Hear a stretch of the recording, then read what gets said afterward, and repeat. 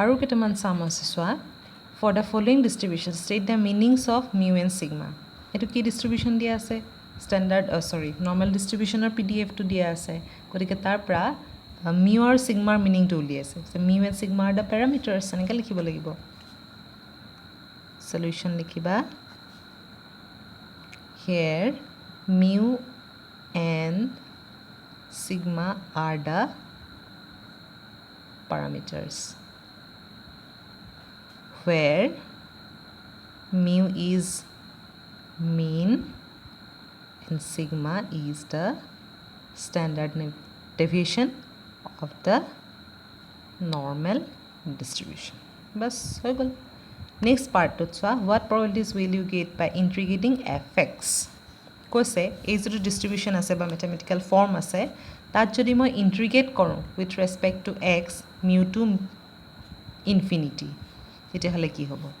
ইয়াৰ কাৰণ তোমালোকে প্ৰথমতে নৰ্মেল ডিস্ট্ৰিবিউশনৰ কাৰ্ভটো আঁকি লোৱা তেতিয়া বুজাত সহজ হ'ব এটো হৈ গল তোমাৰ মিউ যদি x থাকে এটো ইনফিনিটি এটো হৈছে এটো মাইনাস এটো প্লাস ইনফিনিটি গতিকে আমি কি কৰিব লাগিব ইয়াত ইন্টিগ্ৰেশন মিউ টু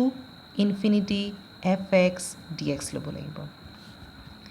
মিউ পৰা ইনফিনিটি লৈকে আমি ইয়াত জানোৱে ন এটো সিমেট্ৰিক্যাল ডিস্ট্ৰিবিউশন কাৰণে ইয়াত যদি আমি ইয়াৰ পৰা ইয়ালে লওঁ আধা পোৰশন খিনি লওঁ আমি 0.5 পাওঁ কিন্তু সেই বস্তুটোকে আমি ইয়াত লিখিব লাগিব এইদৰে যে এটো ইজ ইকুৱেল টু হৈছে half of minus infinity two infinity fx dx fx তো আমাৰ ইয়াত মেইন বস্তু ইয়াৰ গোটেই পোৰশনটো হৈছে minus infinity two plus infinity আৰু তাৰে যদি মই আধা লওঁ তেতিয়া আমি এই পোৰশনটো পাওঁ গতিকে হাফ অফ দিস মানে হাফ ইনটু 1 গোটেইখিনি হৈছে probability 1 হেকাৰণে half into 1 is equal to 0.5 next টুত কৈছে যে মিউ মাইনাস 2 সিগমা আৰু মিউ প্লাস 2 সিগমা এটো বাৰু কৰিব লাগিব তো সেকেন্ডটো mu minus 2 sigma mu plus 2 sigma fx dx এই বস্তুটো আমি probability হিচাপত লিখিব পাৰো mu minus 2 sigma less than x less than capital X mu plus 2 sigma ইয়াক আমি ব্ৰেক কৰো স্ট্যান্ডাৰ্ড নৰ্মাল ডিস্ট্ৰিবিউশন লে কনভাৰ্ট কৰো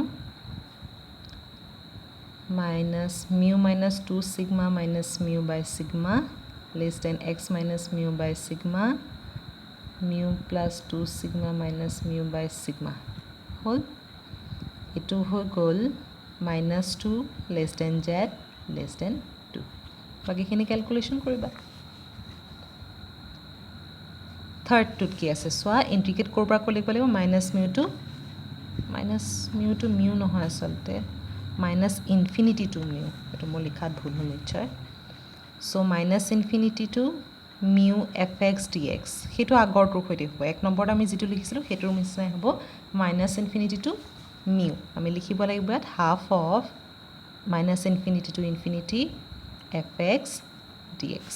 অর্থাৎ হাফ ইনটু 1.5 হল আৰু এটা শৰ্ট কোয়েশ্চন আছে সোয়া যে z এটা নৰমাল ডিস্ট্ৰিবিউশন 0 আৰু 1 হৈছে তাৰ প্যাৰামিটাৰস তেতিয়া হলে আমাৰ এই স্টেটমেন্ট গিটা বা এই ইকুৱেশ্যন গিটা কাৰেক্ট হয় নহয় এটো চাব দিছে সো ইয়াত আছে probability of minus infinity to 0 z ইয়াত আছে z is equal to 0 এটো minus infinity পৰা infinity লৈকে কিমান হয় we have one marked question এবিলাক minus infinity less than equal to z less than equal to 0 is equal to 0.5 ঠিক আছে এটো 0.5 এ হয় ঠিক তেনেকে minus z less than equal to 0 less than equal to 0 মানে এটোই probability of minus infinity less than equal to z less than equal to 0 হেতুৰ value 0.5 এ হয় আৰু দিছে p z greater than 0 z greater than equal to 0 হলো 0 পৰা infinity হয় probability of 0 less than equal to z less than equal to infinity হেতুৰ value 0.5 এ হয় গতিকে আটাই গিটাৰ ভ্যালু যেহেতু 0.5 এ দিয়া আছে গতিকে all the statements are correct all the equations are correct হগল next last question eto a normal distribution has mean 25 eta normal distribution dia ase jod mean value hoise 25 Our variance sigma square is also 25. That means sigma is equal to 5. Find the limit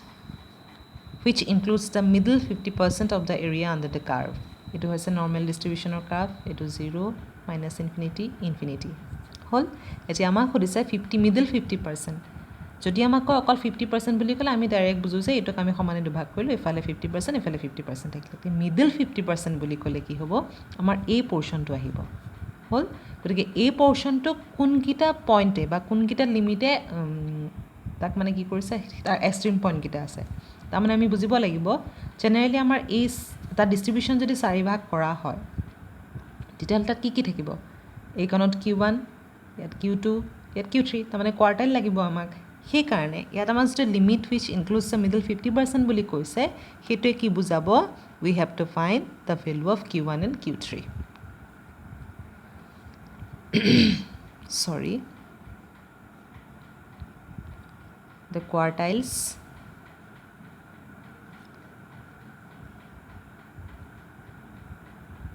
divides নাই, quartile divides বুলি লিখিব নালাগে, তোমালোকে লিখা the limit which includes middle 50% of the area under the curve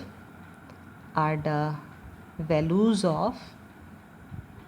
Q1 and Q3. তাৰপিছতে Q1 আৰু Q3 value কেইটা লিখি দিবা, Q1 ৰ ভেলু কিমান হ'ব আৰু Q3 ভেলু কিমান হ'ব। হ'ল, নেক্সট কৈছে the values of X corresponding to the points of inflection of the curve. এইটো আমি অলৰেডি প্ৰপাৰ্টিত পাইছিলোঁ। পইণ্টছ অফ ইনফ্লেকশ্যন হয় কি হয়, x is equal two mu minus sigma এটা পইণ্টত, তাৰমানে 25 মাইনাছ 5, আৰু এটা হৈ গ'ল x is equal two mu plus sigma, তাৰমানে 25 প্লাছ 5 30। গতিকে যিটো ৰিকুৱাৰ্ড পইণ্ট ইট ইজ 20,30। চ' এইকেইটা কুৱেশ্যনৰ সৈতে আমাৰ এই চেপ্টাৰটো কমপ্লিট হৈ গ'ল নৰ্মেল ডিষ্ট্ৰিবিউশ্যন। যদি কিবা ডাউট থাকে তেতিয়াহ'লে মোক ডাইৰেক্ট কুৱেশ্যন কৰিবা।